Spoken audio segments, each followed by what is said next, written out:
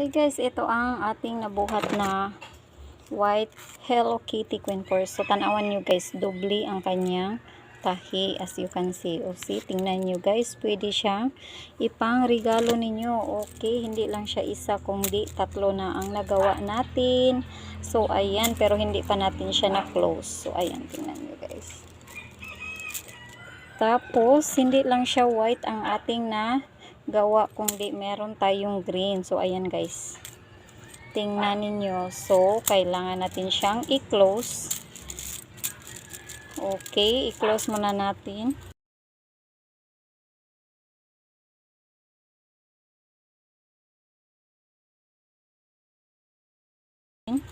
So ayan na, tapos na nating na i-close. O ayan, ang bilis lang nating na i-close. Ayan guys, so hindi lang siya pwede ninyo itong pang giveaways. Grabe, napakaganda ang white talaga guys, sobrang neat niya. So ayan, so okay, hindi lang siya puro coin purse lang. So lagyan muna natin siya ng key holder.